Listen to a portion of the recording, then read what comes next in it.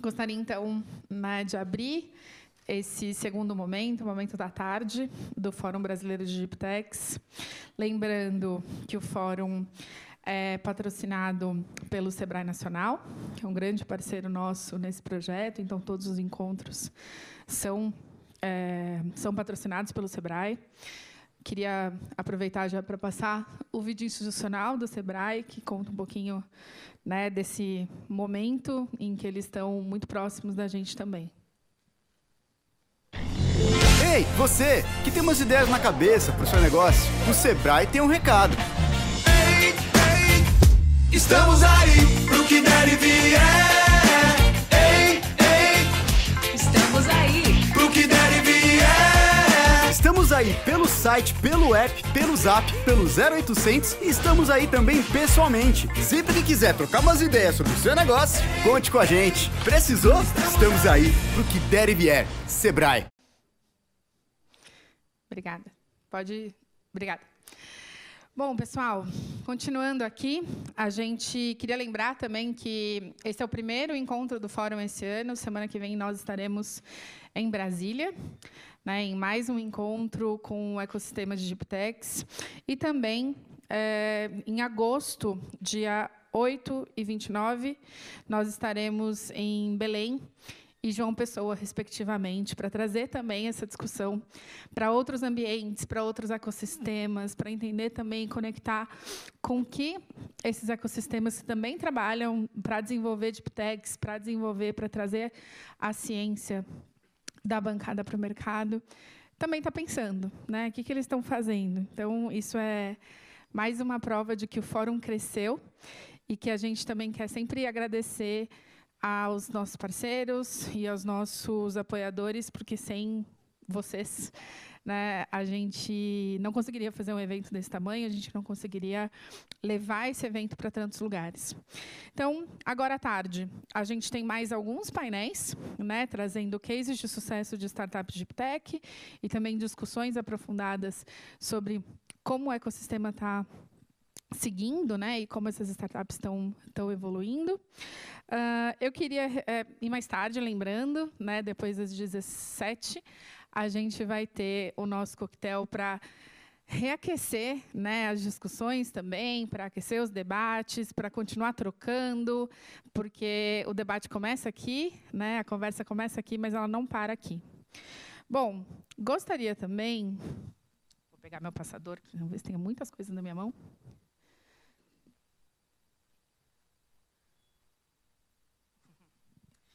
Não sei se vocês viram no e-mail de vocês, a gente enviou o link do ponto de encontro online, que é esse sitezinho aqui, que vocês podem acessar pelo QR Code. Bom, o ponto de encontro online é a nossa plataforma para facilitar as conexões entre vocês. Então, a ideia é que realmente, né, como um bom fórum, a gente continue as nossas conversas. Então, a ideia é a gente acessar essa plataforma, preencher os dados, né? Então, assim que vocês preencherem o perfil de vocês, esse perfil vai estar publicado nessa plataforma e vai ser possível que as outras pessoas vejam quais os interesses, quem são vocês, onde vocês trabalham, quais as áreas com as quais vocês trabalham e marcar reuniões, marcar encontros. Sejam essas reuniões e encontros aqui, né, ou fora, em outros momentos, em outras datas. A ideia é que realmente a gente consiga cada vez mais estar em contato e trocar sobre aquilo que a gente enxerga, né, sobre potencialidades, sobre desafios, sobre necessidades nesse ambiente de Digiptex. E aí, a partir do momento que alguém, né, marcar ali um interesse junto com vocês, vocês recebem essa notificação por e-mail, né? O próprio link do ponto de encontro online foi para o e-mail de vocês e vocês recebem as notificações nesse mesmo e-mail de cadastro. Beleza? Espero que vocês aproveitem muito essa plataforma que foi pensada para que, de fato, a gente consiga continuar conectado. Bom, e dando seguimento, A gente tem mais um painel nesse momento para falar um pouquinho sobre cases de sucesso, né? Então, a gente vai falar da Cromai. Queria chamar ao palco a Silvia Tomasi, pesquisadora da PGT USP. Obrigada, Silvia, que vai ser nossa moderadora. Guilherme Castro, da Cromai. Ok. Diogo Dutra, da Caos, que já está se posicionando aqui. E Caio Viana, da Baraúna. Muito obrigada. Bom painel, gente. Obrigado. Eu vou só dar um disclaimer em relação ao Gui Castro. Ele me ligou fazem, sei lá, 1 hora, pedindo 1000 desculpas. Ele está com a esposa grávida, 6 meses, baixou pressão, ele precisou ir acudir, levar no pronto-socorro, e aí ele me pediu para eu assumir o papel. Vocês vão entender o porquê que eu tenho licença poética e lugar de fala para falar de Cromai, mas eu vou passar para a Silvia, que é moderadora, e a gente começa o painel. Boa tarde a todos, é um prazer estar aqui, né? A gente agradece o convite da Wilinka também. Eu sou Silvia Tomasi, pesquisadora do PGT, que é o Núcleo de Inovação e Pesquisa da USP, da Universidade de São Paulo. Dentro do PGT, a gente tem um projeto financiado pelo CNPq, que é de estudo sobre empreendimentos Deep Techs, coordenado pelo professor Felipe Borini. E, no momento, a gente profundamente estuda o empreendedor Deep Tech, né? As suas dores e as transições. E nós também somos parte do primeiro CEPID, o CEPID Bridge Ecosystem, aprovado pela FAPESP, de Ciências Sociais Aplicadas, né, dentro da FEA USP. Então, é uma super alegria também a gente dividir essa novidade com vocês. E o CEPID Bridge vai estar estudando a orquestração de ecossistemas para soluções dos grandes desafios da sociedade, né? Bom, a gente tem aqui o prazer de estar recebendo, né, o Diogo, que é da Caos Focado e que é um venture builder. Eles desenvolvem as startups, e a Cromai é uma das empresas onde eles trabalharam juntamente e longamente, né? Por 6 anos o Diogo esteve à frente da Cromai, e então ele vai estar aqui representando o Guilherme, né? Com uma justificativa super louvável e tudo mais. E o Caio, que é da Baraúna. Os dois vão se apresentar melhor, mas também é um investidor que ajudou a Cromai a se desenvolver e chegar no estágio que está hoje. Então, eu não vou falar sobre eles, então cada um vai se apresentar. Então, por favor, Diogo, depois o Caio. Perfeito. Bom, gente, então, boa tarde a todos. Então, para quem não estava aqui de manhã, eu me apresentei rapidamente. Eu sou Diogo Dutra, eu sou sócio cofundador da Caos Focado, que é uma venture builder focada em Deep Tech. A gente tem toda uma trajetória de co-desenvolvimento e co-empreendedorismo com pesquisadores de ciência. O nosso portfólio é super reduzido, então a gente trabalha hoje com 5 startups no portfólio, desde biotech, IA, trabalhamos com algumas de IoT, e principalmente para 2 verticais, agro e saúde.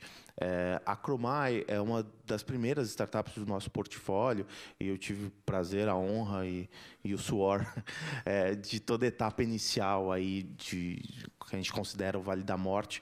Eu fiz o par junto com o Guilherme Castro, sendo a parcela de negócios, ele sendo a parcela técnica e ajudando toda essa descoberta do Product Market Fit. Então, eu acho que eu não tenho todos os números atualizados, eu já estou há uns 2 anos, pelo menos, mais fora da operação, continuo no conselho, continuo ali acompanhando o negócio. A causa ainda é sócia da Cromai, mas eu estou sem os números atualizados, então até brinquei com o Caio, falei assim, se você tiver algum número atualizado e eu precisar dar, eu vou pedir tua ajuda aqui. E, de qualquer jeito, assim, as perguntas e a ideia do painel era de trazer um case do empreendedor e do investidor, de uma maneira de falar sobre essa trajetória, como um enxerga o risco, como a gente evoluiu. Então, eu vou trazer a perspectiva como Cromai, mas ainda é uma perspectiva do Diogo. Infelizmente, não vai ter 100% do Guilherme. Eu vou fazer o meu maior esforço para trazer a voz dele aqui, mas pode ser que alguma coisa ele falaria diferente. Então, eu já peço desculpas antecipadamente. Eu vou pedir, se possível, só para o Guilherme, ao invés de fazer o pitch, ele ia passar um vídeo sobre a Cromai. Então, ao invés de eu falar sobre a Cromai, é mais fácil. Ele até facilitou a minha vida do vídeo. Se o pessoal puder colocar o vídeo aí, por favor. Não tem vídeo? Bom, eu vou passar a bola pro Caio, ele se apresenta a Baraúna, enquanto o Paulo ali vai me ajudar com o vídeo. Boa.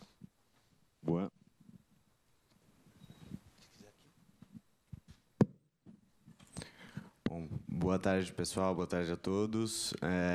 Primeiro, obrigado aí ao Willink, a Caos Focado, todo mundo da organização pelo convite. Uma honra participar aqui, representar a Baraúna e estar do lado desses painelistas tão referência aí no cenário de Deep Techs. Só dando um pano de fundo rápido aqui para contar um pouco da história da Baraúna. A gente é um fundo que tem duas verticais, principalmente. Uma delas é Private Equity, ou seja, investimentos tradicionais, empresas consolidadas. E o outro, mais recente, é o de Venture Capital. Pensando no Private Equity, a gente tem um modelo de negócio muito mais participativo, né, de colocar gestão, processos, são empresas maiores. Quando a gente olha em Venture Capital, a gente tenta trazer um pouco da nossa expertise de PI para ajudar no desenvolvimento das empresas. Então, a gente participa mais do que eu diria o VC tradicional, né? Mais participativo do que o VC tradicional, no sentido de estar lá junto com o empreendedor, ajudar no conselho, criar fóruns específicos. A gente criou muito ao longo dos anos um ecossistema super legal, principalmente pensando na vertical agro, que a gente consegue acessar e abrir porta. Enfim, a gente tem bastante trânsito aí nesse setor em geral. Então, a gente levantou um fundo de VC de R$150 milhões, aproximadamente, que a gente investiu mais ou menos metade. A Cromai é um dos primeiros cases de investimento da Baraúna, que a gente está, enfim, com uma parceria de já dois anos, que, enfim, a gente está super animado e tudo indo muito bem. Aí, acho que só para comentar os outros 5 investimentos, que eu não vou deixar de comentar aqui, que são Verdureira, de produção de hortaliças, Symbiomics, uma Deep Tech também, assim como a Cromai, de desenvolvimento de biológicos, 1,5 grau, que é de identificação com IA também, de incêndio, AgroAdvance, que é tecnologia do agro traduzida em educação, então é EdTech, e Raoma, acho que é a última, é isso. E, enfim, acho que é isso. A gente está aí com o fundo ativo ainda, estamos buscando novos investimentos e super ativos aí, principalmente nesse setor agro como um todo. Boa. Vou, então, desculpa, acho que conseguiram colocar o vídeo, só para falar um pouco de Cromai. Cromai apresenta Usina Modelo, uma história baseada em dados reais. O ano é 2024 e a Modelo toma decisões tão bem embasadas que permitiram, entre 2021 e 2023, economizar R$6 milhões e reduzir em 60% o volume de herbicida. E também deixou de gastar 8 milhões de litros de água. Mais que isso, hoje os investimentos em tecnologia no campo, assim como as pessoas, têm um só objetivo: o manejo estratégico de alta performance. Mas como eles chegaram a esse desempenho? Voltamos no tempo e estamos em 2021, quando as primeiras imagens aéreas da usina, que processa mais de 6 milhões de toneladas de cana-de-açúcar por ano, foram enviadas para os sistemas de inteligência artificial da Cromai.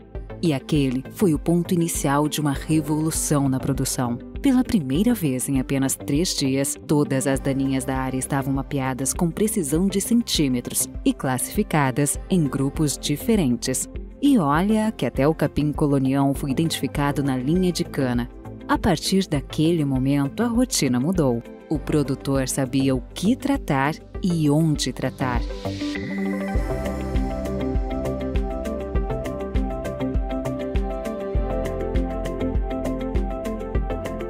Como tratar e o que era necessário.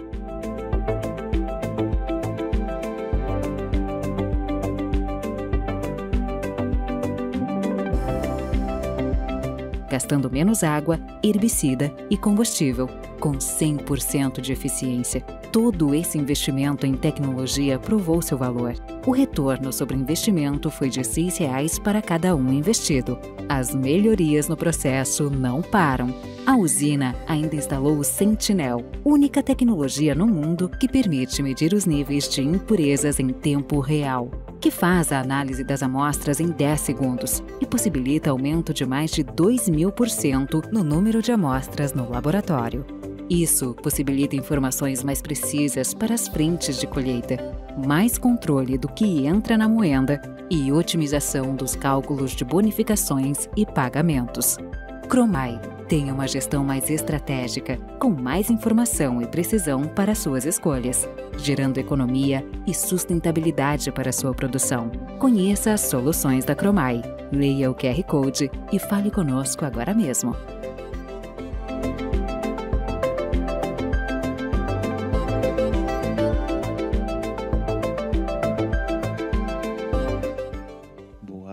Só acrescentando e resumindo, hoje o principal mercado da Cromai é o mercado de cana-de-açúcar. Acho que a principal solução nossa é a identificação de ervas daninhas por imagens aéreas, por drones, e tem uma segunda solução que foi mostrada ali, que é uma solução de identificação de impureza vegetal na entrada da usina de cana. Cada uma delas tem uma singularidade, tem uma história, e a Cromai, desde o ano passado, não, desde o ano retrasado, começou a sua entrada em soja.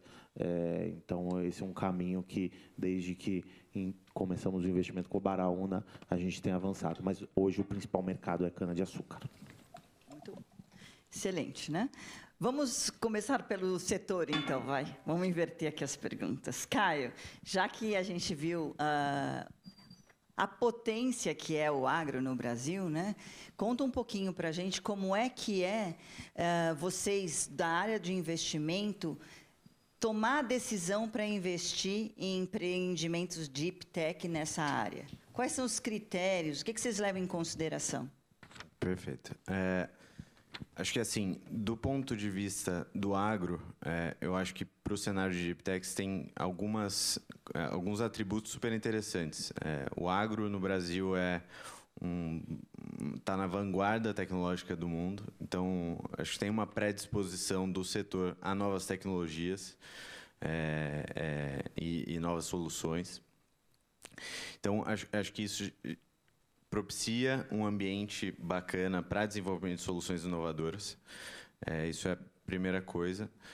Ao mesmo tempo, o agro tem seus desafios. É um setor que trabalha com prazos mais longos. Então, para você testar um produto no campo, é uma safra. É um negócio que você não consegue testar do dia para a noite, falar melhor isso, melhor aquilo. Você vê o resultado só daqui a 3, 6 meses. Então, tem suas particularidades. A gente, Baraúna, a gente gosta muito do setor, porque a gente tem expertise, a gente conhece, a gente tem dentro da nossa base de investidores grandes produtores agrícolas de diversas culturas, e isso ajuda a gente a avaliar alguns riscos. A gente olha risco de algumas maneiras, né? Primeiro, o mercado. Então, quando a gente olha no agro, acho que a gente olha muito o mercado endereçável e quanto disso a gente consegue atender, né? Isso é, sei lá, o framework inicial para a gente avaliar uma startup. E aí, a partir disso, a gente entra no que acho que é o mais importante aqui na Deep Tech, que é a solução, avaliar a tecnologia. A gente criou lá na Baraúna uma metodologia muito atrelada a uma figura que é o comitê técnico, que a gente criou lá dentro, que é para avaliar tecnicamente as soluções das empresas que a gente está avaliando. Então, por exemplo, no caso da Cromai, a gente conseguiu no nosso ecossistema especialistas em IA, por exemplo, para ajudar a gente a falar, putz, esse negócio funciona, esse negócio faz sentido ou não faz sentido. Hoje, o Gui, que não conseguiu estar aqui hoje, ele é nosso expert, que ajuda a gente a avaliar novas empresas. Então, acho que mostra um pouco do poder de criar um ecossistema para a gente, como fundo, conseguir identificar melhor as oportunidades. Até interessante o comitê que você está falando, é uma nova oportunidade também para os pesquisadores, né? Porque a gente até, nas nossas pesquisas, isso tem aparecido muito fortemente, é uma nova função organizacional. Você ter o comitê técnico de tecnologia e inovação, porque o CEO, às vezes, não é conhecedor da matéria. Então, muito interessante esse exemplo. Você acha que outros grupos de investimento estão também pensando nesse sentido, com essa nova função?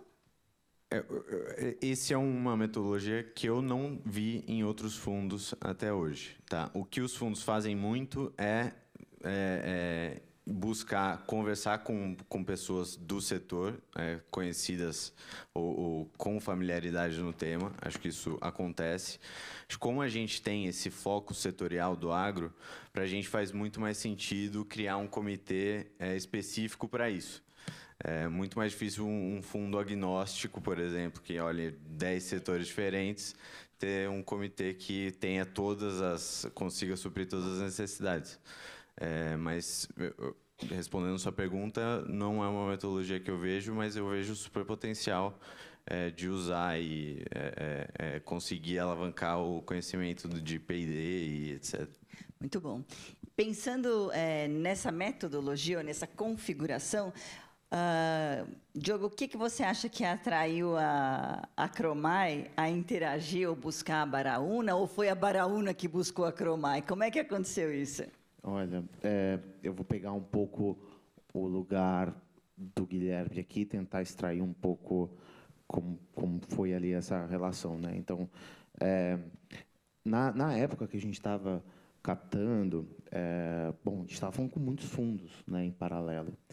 E eu acho que o diferencial e o que atraiu muito essa junção com a Baraúna foi o fato deles terem feito esse trabalho criterioso, tecnicamente, e visto o mercado da maneira como a gente estava vendo na Cromai, e valorizar isso a ponto de os outros pontos do checklist de VC que a gente não tinha, eles falarem, tudo bem, a gente resolve, está tudo certo. E por que eu acho? Aí o Caio pode falar o ponto dele.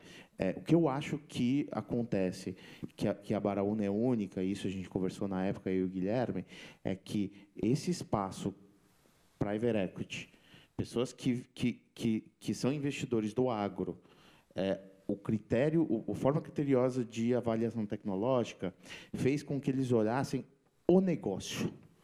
Eles não estavam ali necessariamente com um checklist de VC, uma fórmula mágica de VC. Porque os outros fundos que a gente batia vinham com esse checklist. E aí era assim, você não está em soja ainda. Então, não endereça o mercado. Não, mas a gente vai entrar ano que vem. Não, então, quando você entrar, aí você vem falar comigo. Então, assim... Conta um pouquinho quais são esses checklists aí, só para todo mundo entender. Bom, um enorme é o cap table, né? Então, assim, da primeira parte do cap table, muita gente, quando você chega já com o cap table já um pouco desajustado com o que o VC Track já mostra, já fala, não, putz, nem quero olhar. Né? Depois, assim, como está a curva de faturamento? Já atingiu determinado ponto? Putz, não, mas... olha o caminho que eu estou seguindo. A minha tecnologia é muito única. Então, o tracking de faturamento vai chegar lá. No agro, esse aspecto da soja é um negócio super, né? Tipo, aliás, eu acho que a Cromai só deu certo porque não começou em soja. Depois eu vou falar isso, deve ter alguma pergunta aí que a gente vai falar de de-risking, mas eu acho que a gente só deu certo porque a gente começou em cana-de-açúcar. Se a gente tivesse começado pelo Playbook VC, a gente não estaria onde a gente está hoje. Então, eu entendo, né, que deu esse matching por conta desse olhar de negócio e esse potencial, né? Às vezes que eu conversava com a turma da Baraúna, eles falavam assim, cara, a gente olhou de tudo no mercado de tecnologia para o agro, e vocês são muito únicos. E a gente fala, putz, a gente sabe, mas é super difícil alguém olhar para você e falar, vocês são únicos, né? A gente parecia mais um outro no meio do resto. E esse respeito mútuo acho que permitiu que a gente superasse outros pontos que o VC Tracking não supera, e eles ajudaram a gente a olhar para isso com maturidade. Falei, não, está tudo certo, vamos virar essa página. O negócio é bom, a tecnologia é boa. E aí, Caio, é isso aí? Perfeito. Eu acho que assim, a gente teve esse cuidado muito criterioso aí de, por exemplo, falar com todos os clientes da Cromai. Que, enfim, é um negócio que a gente faz questão de fazer, e até para conseguir separar o joio do trigo ali nesse sentido, né? E é um trabalho que muitos VCs não conseguem fazer. A gente embora a gente já tenha visto aí 500 empresas nesse setor do agro, mais de 500, a gente seleciona muito bem o que a gente vai aprofundar, por uma questão de priorização de tempo e otimização do nosso tempo. E aí, acho que muito porque a gente gosta de ser muito criterioso quando a gente vai avaliar. E quando a gente olhou para a Cromai e conheceu a solução, falou com os clientes, viu os diferenciais de IA, enfim, das competências do Gui e do Diogo, deu muito conforto para a gente de que era um produto vencedor com um time muito bom, que acho que é uma junção para a empresa nesse estágio, principalmente, que é vencedor. Então, acho que foi meio... Então, o que você está contando para a gente aqui os critérios são, primeiro, entender se há uma demanda de mercado, depois, se a tecnologia ela é uma solução aceita e possivelmente escalável, e se eles têm um time vencedor. Qual é o outro critério que vocês colocam aí, ou dentro disso? Conta para a gente só os outros critérios que vocês usam para a tomada de decisão e, principalmente, além desses 3 que eu falei, se tem mais algum que levou vocês a falarem, não, vamos fazer essa parceria com a Cromai, vamos casar com eles, né? Porque é um tipo de um casamento mesmo, de longo prazo, né? Quais são esses... Conta o segredo, vai, para a gente aí. Não, assim, não tem muito segredo, né? O VC, ele busca um retorno, obviamente. A gente... uma coisa que a gente sempre olha são os números, como está crescendo, qual tamanho pode chegar, e muito por causa disso é importante você ter um mercado endereçável grande, né? Que a gente não quer que a Cromai fique num tamanho mediano, a gente quer que a empresa fique grande. Gigante, de preferência. Mas, enfim, a gente tem uma análise muito importante aqui do financeiro, quanto que a gente está pagando, quanto que a gente espera que a empresa valorize ao longo do tempo, mas tem muito dessa confiança do time, da tecnologia, se tem um diferencial tecnológico. Então, a gente falou na época lá com especialistas de IA que botaram um selo assim, né, no Gui e na tecnologia que assim deu um conforto muito grande para a gente. E aí tem um outro aspecto que é levar essa tecnologia, traduzir ela num produto que faça sentido. A gente conversou também com os clientes que isso era um grande problema para eles. Então a Cromai tinha uma tecnologia distante das outras que endereçavam esse problema. Era um grande problema para o cliente final, e ele estava disposto a pagar a conta de retorno do cliente, fazia sentido. Então, acho que, no fim, foi uma junção desses fatores que deu o conforto que a gente precisava. Se eu puder complementar essa fala do Caio, eu acho que tem esse aspecto da tecnologia, e aí você precisa, de fato, de especialistas para analisar. E quando ele fala do produto, no caso da Cromai, e a gente sempre, desde o começo, quando pegava a IA, a gente fala assim, eu não posso só gerar informação, eu tenho que gerar uma ação. E essa ação tem que gerar economia. E aí, quando a gente começou a forçar todo esse processo, além da tecnologia e do produto, a gente tem um pós-venda e um serviço de atendimento para poder garantir todo o uso desses mapas de pulverização depois e o cálculo desse retorno para a gente poder mostrar para o cliente, você economizou 6 milhões e você pagou 1 milhão para a Cromai. Então, assim, está valendo a pena para todo mundo. E alguns clientes falaram para a gente que a gente foi a única empresa que trabalhava com esse tipo de identificação de daninhas que comprovava o retorno sobre o investimento. E aí, quando o Caio traz esse aspecto do produto, e aí eu acho que é legal falar isso num fórum de ZipTech, não é só a IA que conta. A IA é muito importante, tanto a gente estava almoçando agora, eu falando do Guilherme discutindo escalabilidade da plataforma semana passada e fazendo algumas coisas com um cara lá da Google para poder diminuir custo operacional nosso. Então, isso continua. A ciência é importante, mas para chegar nesse espaço, nessa discussão, o produto é importante. E aí tem um aspecto só extra sobre Baraúna, que eu acho que é legal também sinalizar o diferencial deles nesse sentido, que eu acho também, é que pelo fato deles serem do mercado mesmo agro, terem esse histórico private equity antes do VC, eles também têm uma característica que foi falada no painel dessa manhã, que é um capital também mais paciente. O horizonte, as necessidades de empurrar a empresa para crescer numa taxa, os caras, não, façam um bom negócio no agro, que entreguem. Queremos taxa de crescimento, a gente não investiu para ver vocês andando de lado, mas existe uma paciência ali que é um pouco diferente do que a gente vê no playbook VC tradicional. E nesse sentido, né, a gente juntando o setor com as características da Deep Tech, a gente vê que o discurso de vocês é um discurso muito propositivo. Vocês falam de oportunidades de negócio. Você vê que vocês não falaram dos riscos. E normalmente os painéis falam que as Deep Techs têm muito riscos envolvidos.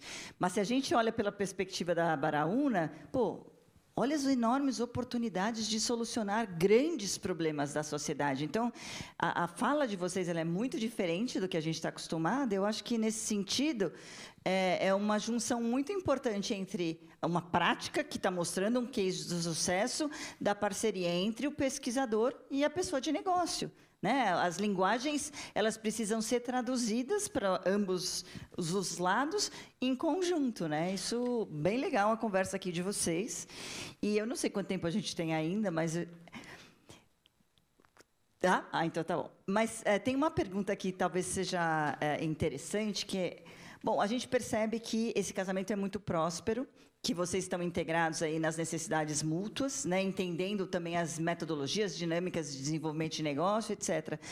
Então, conta para a gente um pouquinho como é que fica a coordenação, a orquestração, a tomada de decisão na divisão das funções. Quem é responsável pelo quê? Quem tem que tomar qual decisão? Como é que é esse caminho do crescimento conjunto, né? Porque a Cromai toma as suas particulares, Caos focado as particulares e a Baraúna as particulares. Mas e as conjuntas? Como é que fica isso? Bom, eu vou trazer uma perspectiva, você me traz mais atualizada, porque eu estou um pouco mais fora, até o Miguel aqui, que é o presidente do conselho ali administrativo, também pode me corrigir se quiser. Mas, hoje, assim, além do conselho oficial, né, o conselho administrativo, que se reúne uma vez por mês e tem a presença de todos os sócios, então, Caos Focado, Baraúna, agora com Citrino Ventures também, que entrou nessa última rodada, tem o pessoal da Stoller, que foi um corporate venture, que entrou antes da Baraúna, quer dizer, corporate ventures, eles entraram como um investidor corporativo, né? Eles não têm a estrutura de corporate venture capital. Todos participam, tem principalmente o Guilherme, o CEO, o presidente da companhia, apresenta alguns resultados que o comitê sempre pede e apresenta também discussões que ele quer ter. para além disso, e aí eu acho que é bem mérito da própria Baraúna, existe também alguns grupos de trabalho e comitês extra que são formados ad hoc.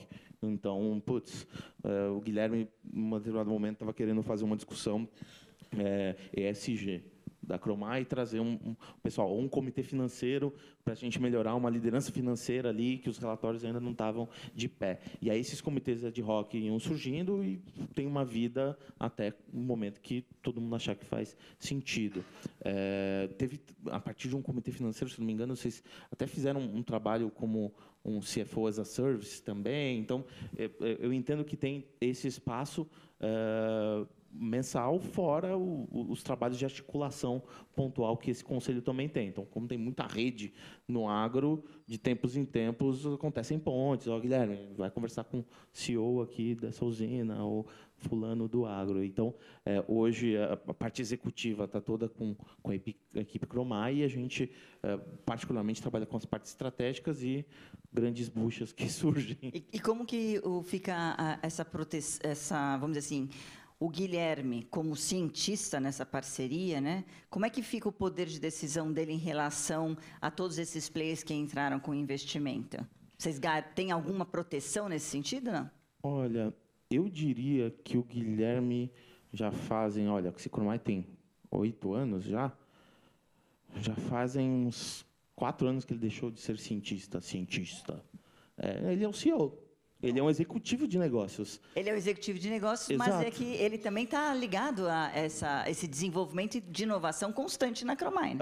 Ele tem uma participação importante e relevante, mas ele não é o líder. Ele tem um CTO que hoje, né, eu acho que, dando uns passos para trás, na época, quando a Caos Focado começou o fade-out de saída, o Guilherme assumiu como CEO, 100%, e a gente tinha um líder de tecnologia que foi alçado como CTO. E essa pessoa precisa ter essa competência. Coordenação da inovação, das melhorias, da escalabilidade do negócio. O Guilherme tem algumas participações, mas é mais pontual. Ele precisa estar de olho no negócio como um todo e ele responde a esse comitê pelos resultados de negócio. Então, eu diria que, nesse caso, ele não é mais o cientista, apesar de ele ter toda essa bagagem que ele tem. Você concorda? E colaborar, assim, ativamente, né? Eu também não estou no dia a dia da Cromar, mas é justamente isso. E é a vantagem do que a gente estava falando no almoço, né? De você ter um líder da companhia que vem com esse background de tecnologia e consegue dialogar e entender as necessidades de tecnologia da empresa. E aí, acho que, retomando a pergunta, a metodologia que a gente usa para todas as investidas é mais ou menos a mesma, que é a participação no conselho administrativo e em comitês. E aí esses comitês eles surgem conforme a necessidade das companhias, né? Então, por exemplo, na Cromar a gente teve um comitê financeiro por um tempo, agora a gente tem, por exemplo, numa outra investida a gente tem um comitê comercial para endereçar estabelecer os processos comerciais necessários. Então, acho que é muito a gente estabelece esses comitês com início, meio e fim para endereçar necessidades. E também a gente ajuda, como o Diogo comentou, em pontos específicos, abrindo porta ou ajudando em contratações, indicando gente. A gente tem muito acesso a gente boa, então, por exemplo, CFO, gente de finanças e outras áreas, a gente gosta de ajudar na contratação de lideranças da companhia. Então, acho que é mais ou menos esse o framework aí de Muito claro, pelo menos na fala de vocês, fica muito claro o papel de cada um, né? Isso traz uma transparência, uma governança bem positiva. Se a gente for pensar nesse comitê que você estava falando que o Guilherme quer fazer de ESG, como é que fica essa questão da Cromar hoje querer olhar não só para os resultados de negócio, mas para os seus impactos aí nessa área de agronegócio, ambiental, etc. O que significaria esse comitê? Qual é essa visão aí que vocês estão tendo?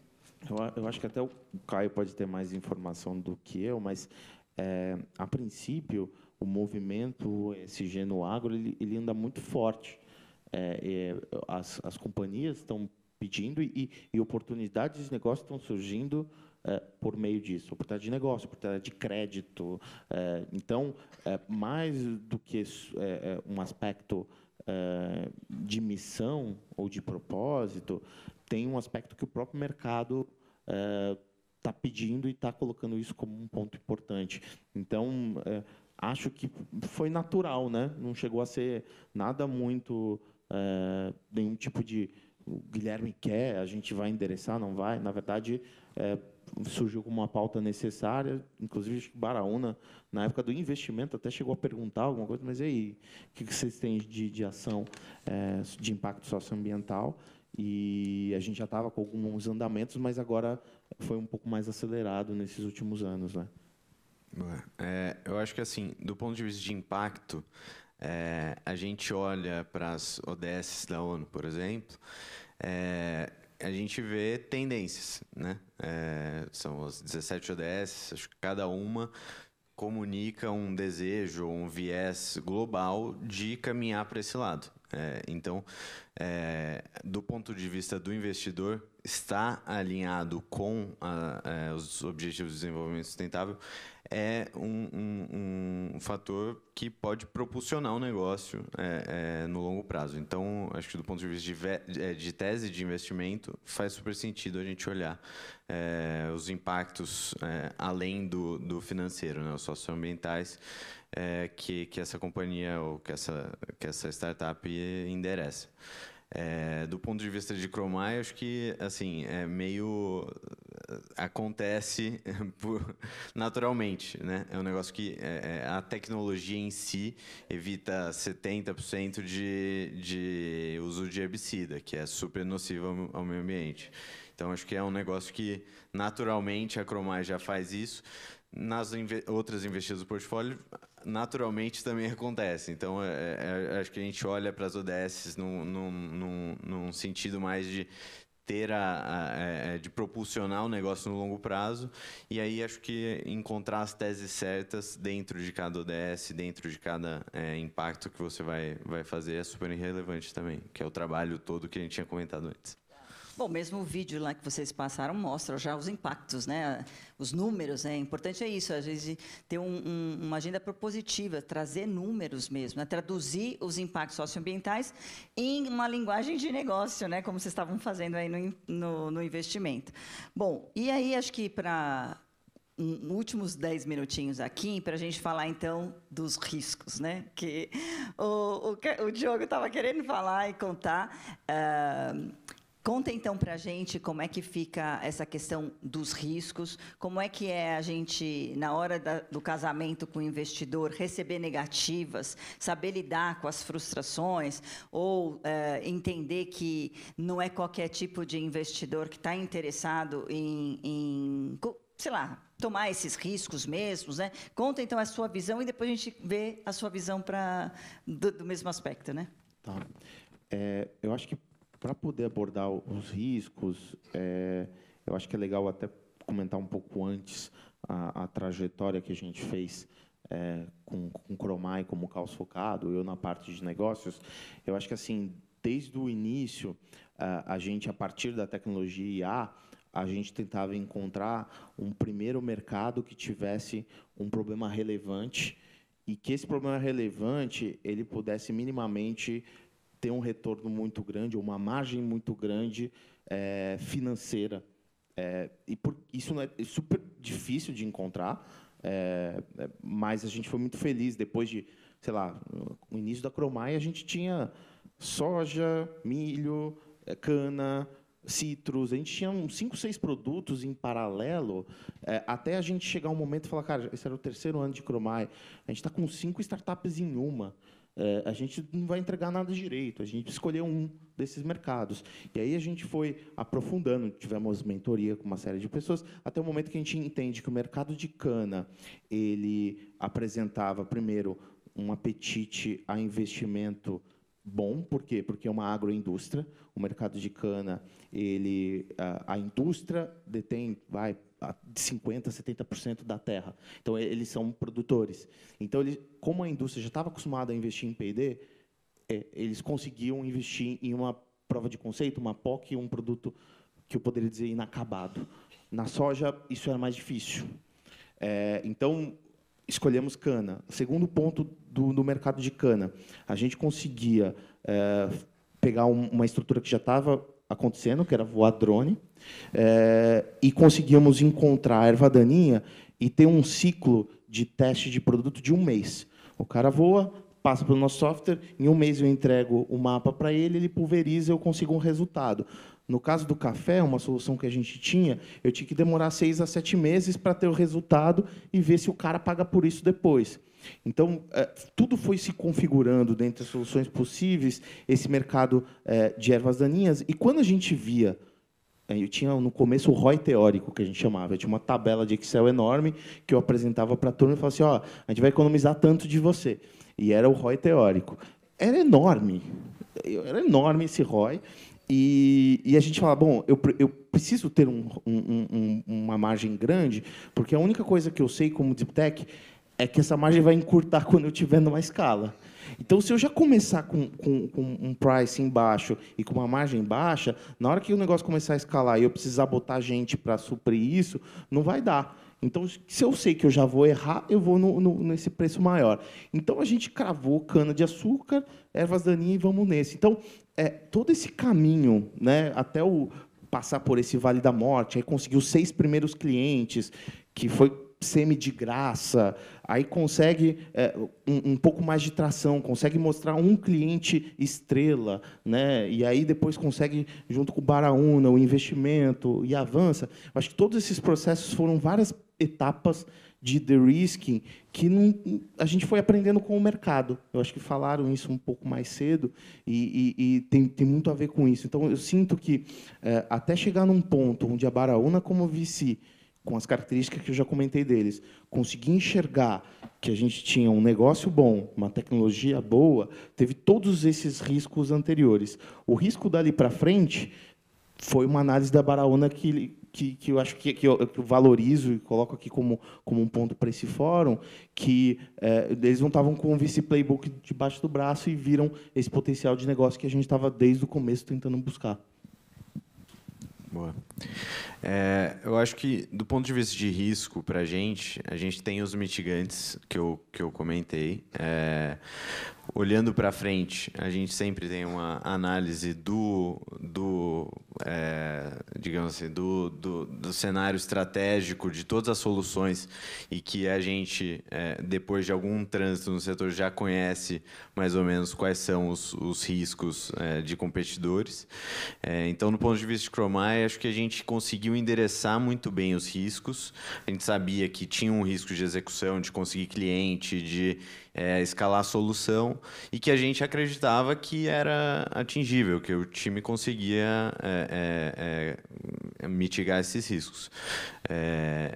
Eu acho que é interessante comentar um case de Deep Tech que a gente investiu também, que é a Symbiomics, que, diferente da Chromai, não tinha um produto. Eles conseguiram um cliente sem produto, na verdade. Eles conseguiram uma parceria com uma grande indústria química para desenvolver um produto biológico para o agronegócio. Isso, para a gente, é um mitigante gigante de risco, principalmente quando a gente não tem domínio da tecnologia, né? A gente já tem uma validação a mais.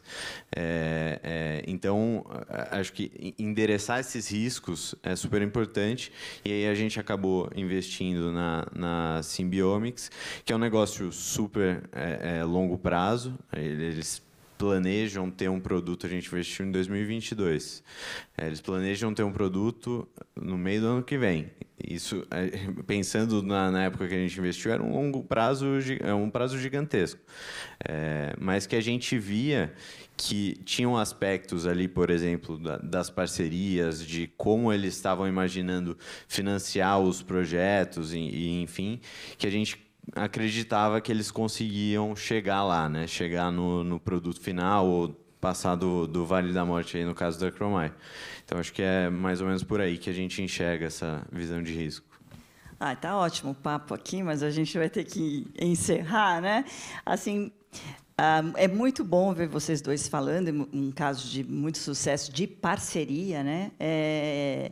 Então, para quem está buscando um investidor para poder fazer um casamento de longo prazo, o que vocês deixariam de mensagem?